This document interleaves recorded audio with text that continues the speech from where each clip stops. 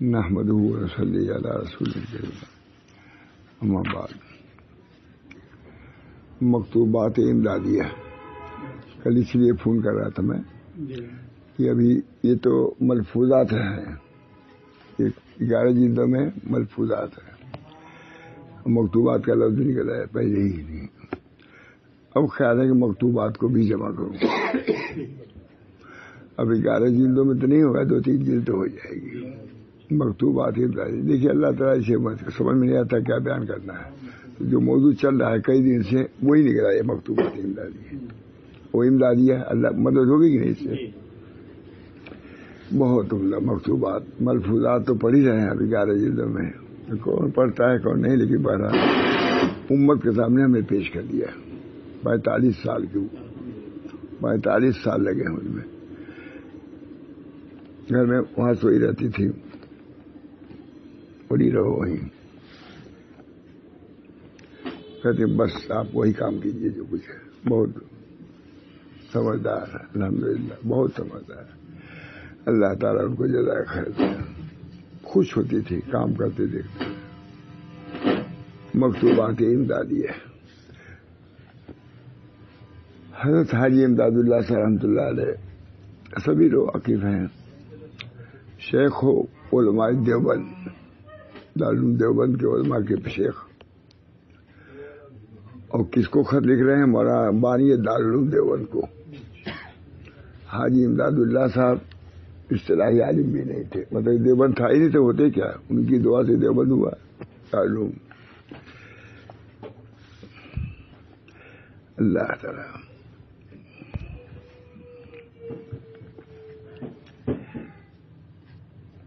بعد حمد و صلات امداد علی صاحب، ڈاکٹر امداد علی میں کہہ رہا ہوں، حضرت حاجی امداد اللہ صاحب خط لکھ رہے ہیں۔ یہ تو اس چیز سے مجھے الجھن ہو رہی ہے، بس دماغ کھل گیا۔ بعد حمد و صلات بخدمت بابرکت مقبول، بخدمت بابرکت مقبول دارین، پیر مرید کو خط لکھ رہے ہیں حاجی امداد اللہ صاحب۔ بعد حمد و صلات بخدمت بابرکت مقبول دارین مولوی محمد قاسم صاحب دامہ ذوقہ و شوقہ و عرفانہ، پیر لکھ رہا ہے۔ تو ڈھنگ آئے گا نہ لکھنے سے؟ مکتوبات کل فیصلہ کیا نا، مکتوبات بھی رہیں گے تو ہو گئی جلد 45، 11 جلد، اب یہ بھی 3-4 جلد ہو جائے گی انشاءاللہ، دعا کیجیے۔ اب دیکھیے ایسے ایک انداز میں نے کہیں چھان بین کر کے نہیں، بس جو آیا سامنے وہ سنا رہا ہوں۔ حاجی امداد اللہ صاحب مولانا محمد قاسم صاحب کو لکھ رہے ہیں، بانی دارالعلوم دیوبند۔ بعد حمد و صلات بخدمت بابرکت مقبول دارین مولوی، مولانا ہونا کہنے کا زیادہ رواج نہیں تھا، مولوی محمد قاسم صاحب دامہ ذوقہ و شوقہ و عرفانہ، یہ دعا یہ دے رہے ہیں۔ ان کا ذوق اللہ بڑھائے، ان کا شوق بڑھائے، ان کی معرفت کو بڑھائے، یہ اصل چیز دولت۔ اللہ ہم سب کو معلوم ہے کہ ذوق بھی محمود ہے، شوق محمود ہے، عرفان محمود، تب سے دعا دے رہے ہیں۔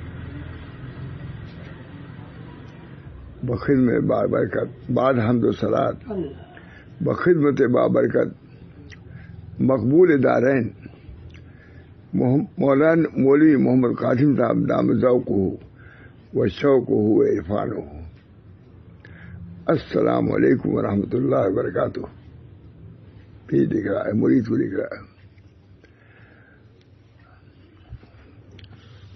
اور اشتیاق ملاقات واضح رہے،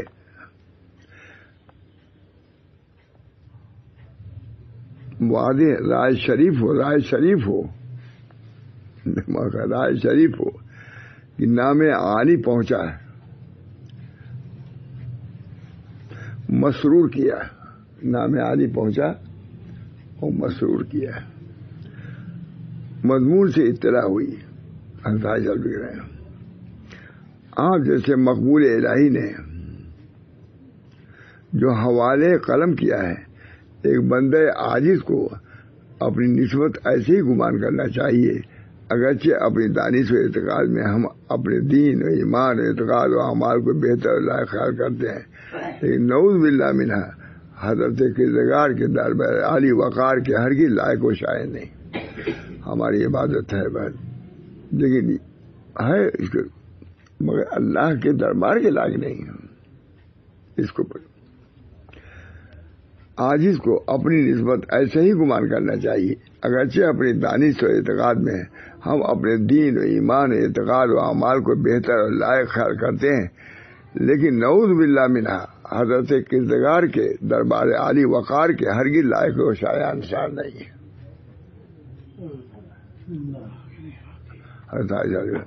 وہاں قاسم صاحب کی اصلاح کرنا آسان تھا، پھر عبارت کسی نہیں زبردست ہے، لیکن بندے گندہ و نادم کے لیے اس سے چارہ نہیں ہے کہ بری بھری طرح کی بندگی کرتا ہی رہے، کتنی کمتر ہو لیکن کرو ضرور.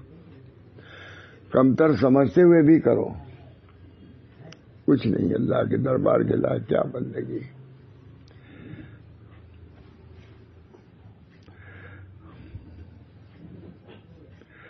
حضرت اس کے نیچے حضرت تھانوی لکھ رہے ہیں، حضرت کی امت حاشیے پر یوں رقم تراز ہے.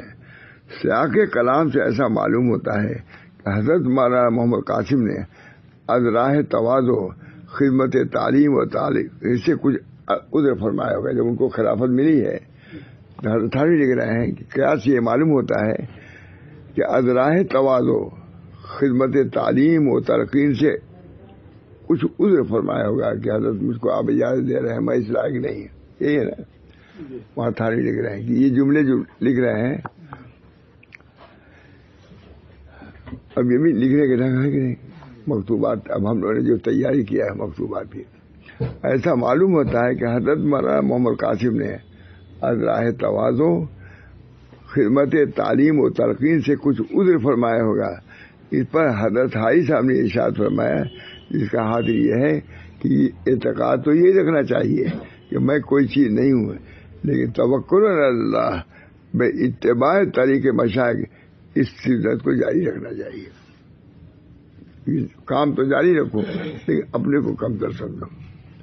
حکیم الامت جس کا حاصل یہ ہے، حضرت ماں قاسم صاحب نے از راہ تواضع خدمت تعلیم و تلقین سے کچھ عذر فرمایا ہوگا، اجازت دیا ہوگا تو عذر تو اس پر لکھا. اس پر حضرت حاجی صاحب نے یہ ارشاد فرمایا، جس کا حاصل یہ ہے کہ اعتقاد تو یہ رکھنا چاہیے کہ ہم کچھ نہیں ہیں، کہ میں کچھ نہیں ہوں، لیکن توکل اللہ بے اتباع طریق مشائخ اس سنت کو جاری رکھنا چاہیے. بیت کیا کیجیے آپ. ارے سمجھ گئے؟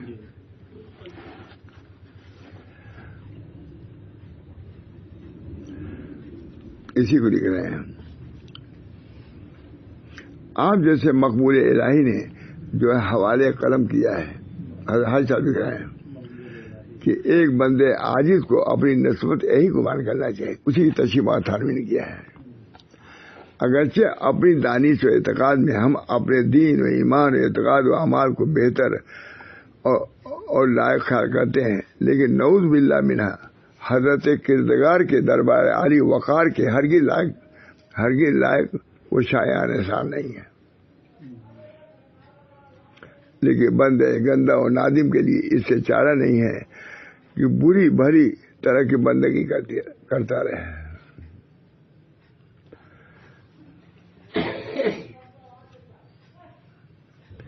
بہر صورت اسی شکستہ وہ خستہ حالت میں اپنی کوتاہیوں کے اقرار کے ساتھ درگاہ کریم کارسات پر ہمیشہ پڑا رہے. کیسی ایک بندگی اردو بھی لکھی. باہر ماں قاسم صاحب لکھ رہے ہیں، بہرحال اسی شکستہ و خستہ حالت میں اپنی کوتاہی کے اقرار کے ساتھ درگاہ کریم کارسات پر ہمیشہ پڑا رہے.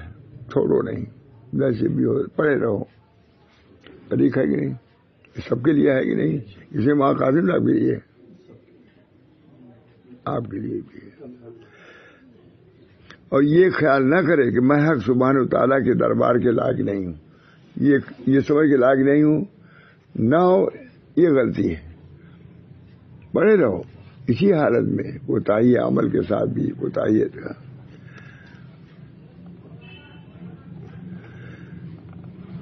تو مگو مارا بداشا کار بارنیش، یہ نہ کہو کہ ہم کو اس دربار میں ہم لائق نہیں ہیں۔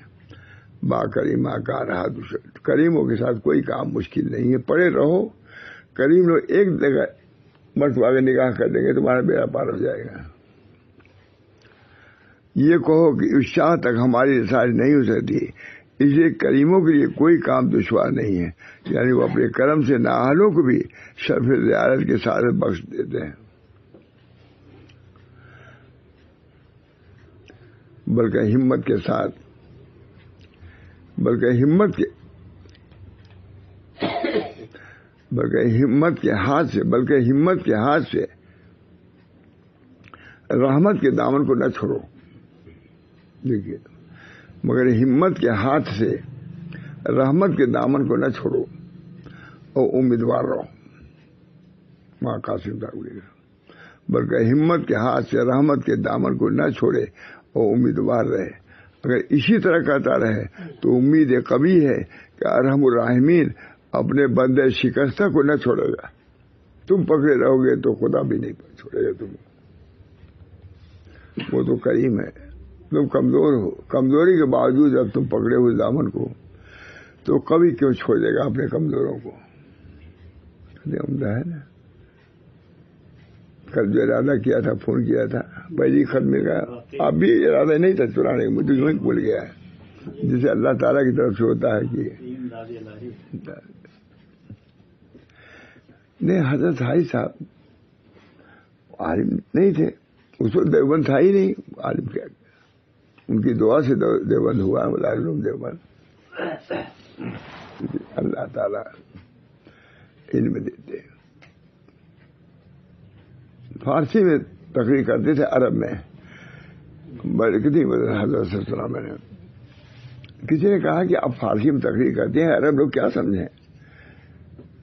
کہا عشق کی زبان ایک ہوتی ہے، اگرچہ وہ عرب ہے، میں فارسی میں کہہ رہا ہوں، لیکن چونکہ زبان عشق میں کہتا ہوں، خوب سمجھتے ہیں یہ لوگ عرب۔ سنے کبھی زبان عشق سب کی ایک ہے۔ عرب بھی مست ہو جاتے تھے تقریر سے۔ مصنوعی کے درس دیتے، ہاں مصنوعی، ہاں یہی ہے۔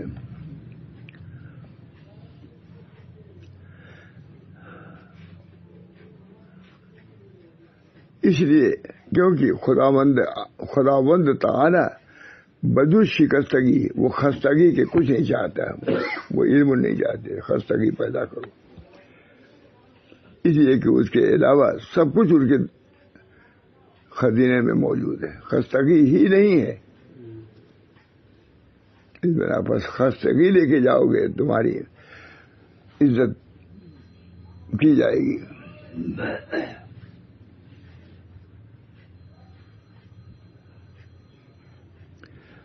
اس میں فائدہ اس حقیقت نے بڑھایا ہے۔ سبحان اللہ، اس سے شکستگی اور خستگی کی کیسی نافعیت معلوم ہوئی، جسے ہر سالک کے طریق کو شمع رہنما بنانا چاہیے۔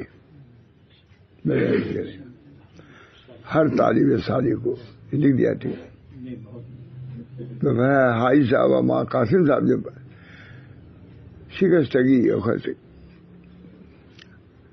جسے ہر سالک کے طریق کو شمع رہنما بنانا چاہیے، اس لیے کہ اس کے متعلق حدیث قدسی بھی ہے کہ میں شکستہ دلوں کے پاس رہتا ہوں۔ انا عند منکسرۃ القلوب این ابغی، موسیٰ علیہ السلام پر این، آپ کو میں کہاں تلاش کروں؟ اور میں عند منکسرۃ القلوب، حضرت کی پہلی دوسرے صفحے بھی منتخبات میں یہ حدیث لکھی ہوئی، این ابغی، میں آپ کو کہاں ڈھونڈوں؟ موسیٰ علیہ السلام کا کہا عند منکسرۃ القلوب، جن کے قلوب ٹوٹے ہوئے ہیں ان کے پاس ڈھونڈو مجھ کو۔ جھوپڑیوں والوں کے پاس رہتا ہوں، تخت والوں کے پاس نہیں. یہی ہے نا جھوپڑیوں کی قدر ہے.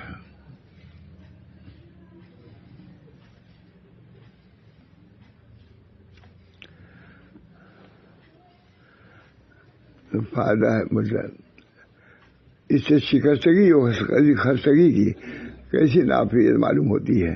ہر سال کے طریق کو اسے شمع رہنما بنانا چاہیے، اس لیے کہ اس کے متعلق حدیث قدسی بھی ہے کہ میں شکستہ دلوں کے پاس رہتا ہوں.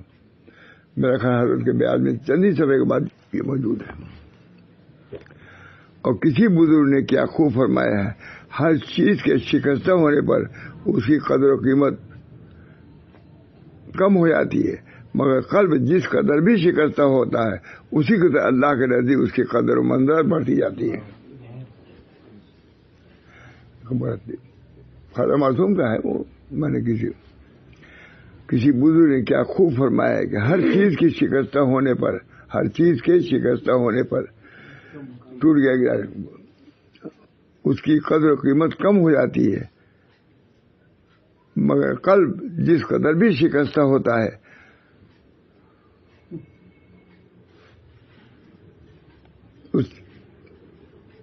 اس کی قدر اللہ کے نزدیک، اللہ تعالیٰ کے نزدیک اس کی قدر و منزلت بڑھی، اسی قدر اللہ تعالیٰ کے نزدیک اس کی قدر و منزلت بڑھتی جاتی ہے. بہت اچھا ہے. خواجہ معصوم بہت لکھتے ہیں شکستہ دل. لکھا ہے کہ علم حاصل کرنے میں ایک چیز یہ بھی حاصل ہوتی ہے کہ جو چیز نہیں سمجھ میں آتی تو شکستہ دل ہوتا ہے. تو یہ دولت علم کے نہ آنے میں ہوتی ہے. اس وجہ سے علم ہر حالنا پہ ملے تو نہ ملے تو سمجھتا کہ علم ملا، نہیں ملا شکستہ دل ہوا، اتنی محنت کیا ہی نہیں ملا. اس شکستگی کا اللہ کے بڑی قدر تفسیر عدیدی میں دیکھ لیجیے گا اس کو. شکستہ دل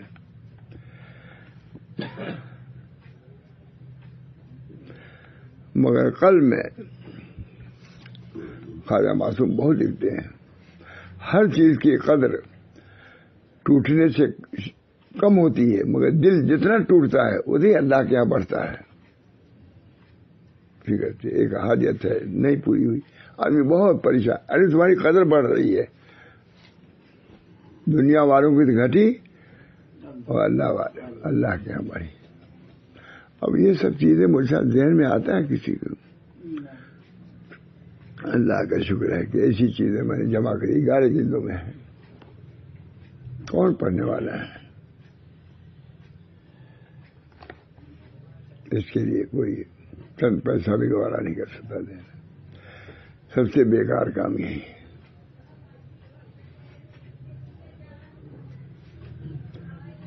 میں بیٹھا ہوا تھا ایک جگہ، دو مالدار لوگ تھے، تو ایک آدمی کہا حضرت یہ رسالہ ہم نے نکالنا شروع کیا ہے.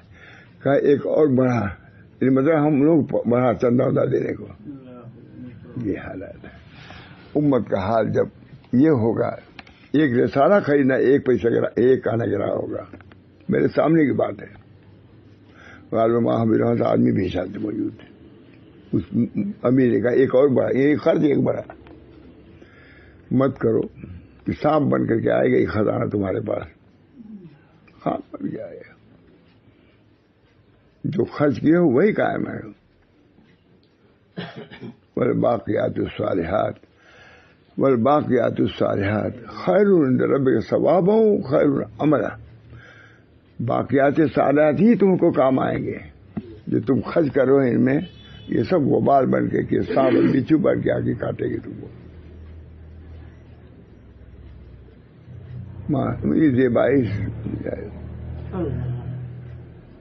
زیبائش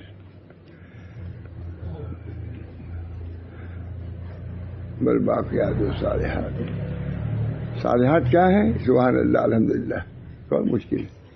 والباقیات الصالحات خیر عند ربک ثوابا وخیر عملا. یہی امید کے لائق ہے. خیر عملا، بال بچے کچھ کام نہیں آئیں گے. جو تم کیے ہو وہی کام آئے گا. تو تم نے جو سبحان اللہ کہا اس کا بھی ثواب ملے گا. کسی کی دستگیری کی ہے گیتا پڑھتے کو اس کا ثواب ملے گا, اس کا ثواب نہیں ملے گا. کچھ چھوٹ جائے برابر یہی بڑی بات ہے. تعویل ہے, سب تعویلات ہیں مجھے. والباقیات الصالحات,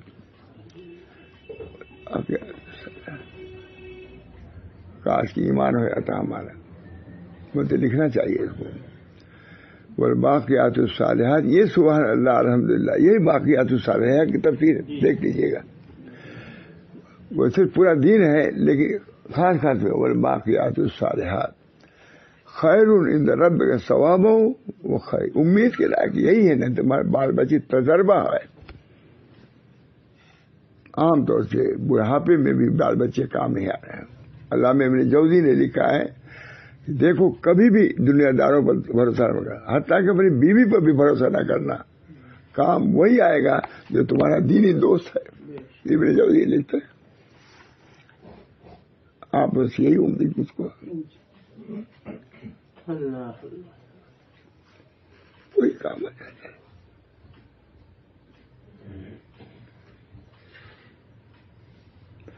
والباقیات الصالحات, اس سبحان اللہ کا ادھر نہ ہو, اسے پڑھا سبحان بچھو آئے گا, سانپ آئے گا, سب الگ. والباقیات الصالحات خیر عند ربک ثواب خیر. ہمارا امید کے لائق بھی یہی ہے, یہی اعمال.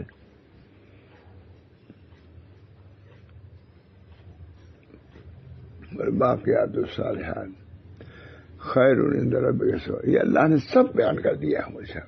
اللہ بیان کرنے والا ہے, کوئی چیز چھوڑے گا. بڑے سے بڑا ڈاکٹر حکیم کوئی نسخہ چھوٹ بھی جاتا ہے, لیکن سارا قبریہ قبر میں لے کے چلے گئے, لیکن اللہ کوئی چھوڑے گا. یہ علاج ہے, قرآن علاج ہے, رضائل کا علاج ہے, درجات کو بڑھانے والا ہے. ایک آیت کہاں سے کہاں پہنچاتی ہے. ابھی ہم کہتے ہیں پرانی کی بات تھی ابھی کچھ.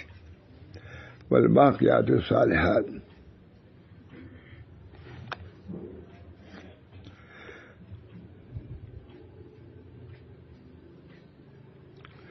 حضرت مولانا محمد قاسم صاحب کو دوسرے مکتوب میں یوں تحریر فرما رہے ہیں, مشائخ کرام کے نزدیک استقامت کے برابر کوئی چیز نہیں ہے. جو کرو مستقیم استقامت کرو, پر جو چیز تمہارے حوالے ہے اس پر التزام مناسب ہے. دیکھیے وہاں قاسم لکھ رہے ہیں جو تم کو حوالے کیا اس پر لازم التزام کرو, اور جو چیز اس سے مانے ہو اس کو بالکل یہ ترک کرنا چاہیے. جو چیز اس وظائف واجبوں میں مانے بن رہی چھوڑ دو, اس کو, اس کو کرو. وہاں قاسم صاحب کا نہیں جانتے تھے شیخ حجت الاسلام, حاجی صاحب حجت الاسلام نہیں کہا گیا, وہاں قاسم حجت الاسلام شخص. وہاں قاسم صاحب نے خوب مانا, کہا سب لوگ حضرت حاجی صاحب کو ان کے عمل کی وجہ سے جاتے ہیں, میں ان کے علم کی وجہ سے جاتا ہوں.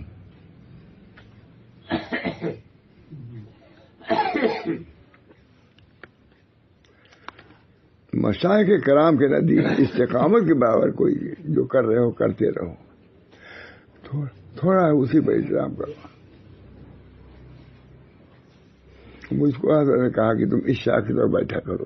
اب بٹ رہا ہے کئی مرتبہ اتنے موٹے موٹے آئی وہاں کہاں سب لوگ بیٹھنے لگے, تو میں بھی ذکی بھائی تو نے کہا تم بھی چلو. میں چلا گیا. یہ بھائی سب کو خوشی مجھ سے ڈانٹ دیا. میں نے کہا بمبئی میں تم سے کہا نہیں تم پڑھا کرو, تم کو کیا بتلایا ہے. میں بیٹھنے جا رہا موٹے ہو جا رہا, بیٹھا نہیں, کہا تم اپنا کام کرو. تو مجھے یاد رہتا مجھ سے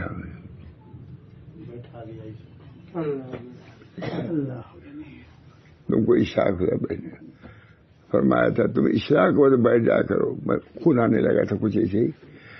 تو اشراق تم کو اسی سے سب کچھ مل جائے گا. پڑھتا ہوں نہیں سب لوگ رہتے ہیں, اس کا احترام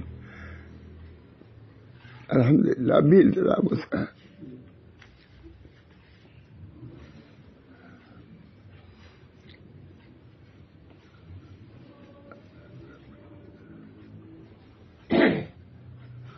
کیا شیخ تو شیخ.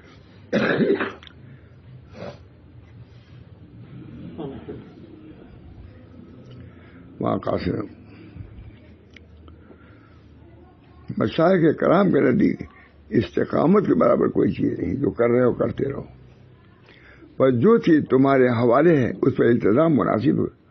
وہاں قاسم صاحب لکھ رہے ہیں، زید احمد بغل کو نہیں لکھ رہے ہیں، الواحد چرواہے کو نہیں لکھ رہے ہیں، نصرت الاسلام بانی دارالعلوم دیوبند کو لکھ رہے ہیں. خود کتنے بڑے آدمی تھے وہ، لیکن جسے ایک طفل مکتب کو لکھا جائے لکھ رہا ہے حضرت صاحب. ایک تو کتنی تعریف ان کی کیا ہے نا. اب اصلاح کی بات آئی ہے سب کچھ. مولانا محمد ابراہیم صاحب نے تعلق پیدا کر لیا تھا حضرت سے، شاگرد تھے. اتنا ادب میں کہہ نہیں سکتا، لیکن جو کہنا تھا کہا. لکھا پہلی خط میں لکھا نسبت صوفیہ غنیمت کبریٰ. حضرت نے لکھا ہے صوفیہ کی نسبت بہت غنیمت چیز ہے، اس کو حاصل کرنا چاہیے. اس کو علامہ ابراہیم کو لکھا. میں نے کہا شیخ بھی ویسی، استاد بھی ویسی، پیر بھی. نسبت صوفیہ غنیمت ہے. تو انہوں نے لکھا کہ ہے، لکھا جواب ہے لکھا ہوا. عالم تو عالم تھے.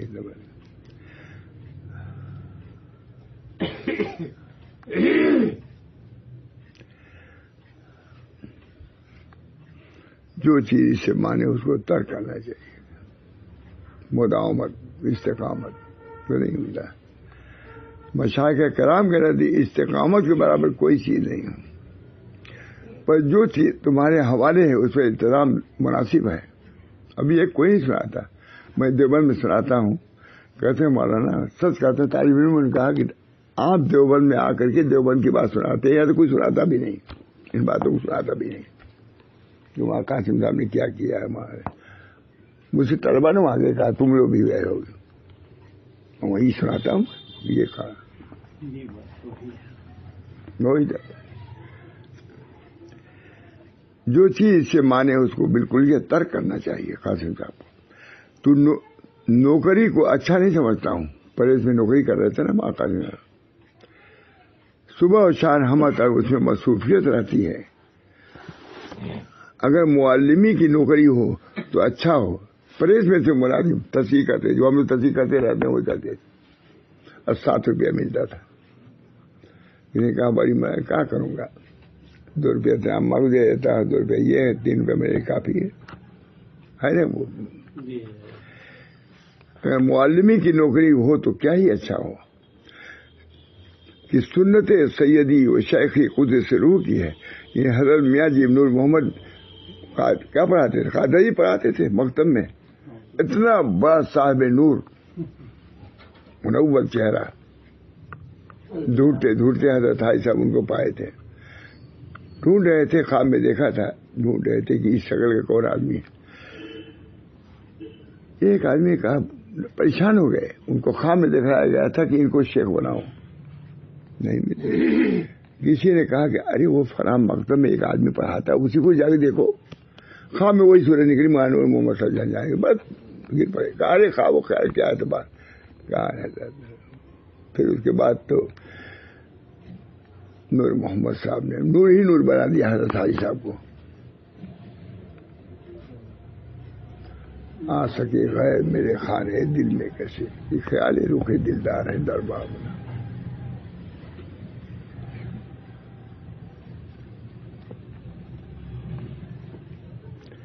اس میں تنبیہ ہے کہ اسباب معاش کو اختیار کرنا منافع طریق نہیں ہے، مگر اس میں بھی اس کی رعایت مناسب ہے کہ حتی الامکان ایسے اسباب ہوں جو مانع مشغولی طریق نہ ہوں. ہمارے کام میں مشغولی بنے ہے کہ نہیں.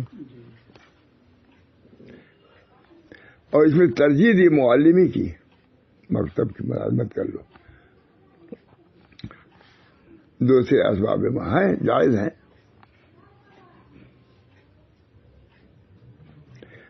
میں نے اس پر لکھا بچا، اس سے حضرت حاجی صاحب کا حسن مذاق معلوم ہوتا ہے کہ باوجود تعلیمی مشغلے میں نہ رہنے کے اپنے لوگوں کو اس کی تاکید و ترغیب دے رہے ہیں. اسی لیے تو علماء اکرام نے آپ کی طرح رجوع فرمایا، چاہے عالم نہیں تھے، لیکن عالموں کو ہدایت کرنے کی معمولی بات ہے. اس لیے تو علماء کرام نے آپ کی طرح رجوع فرمایا، جبکہ آپ خود اصطلاحی عالم نہیں تھے.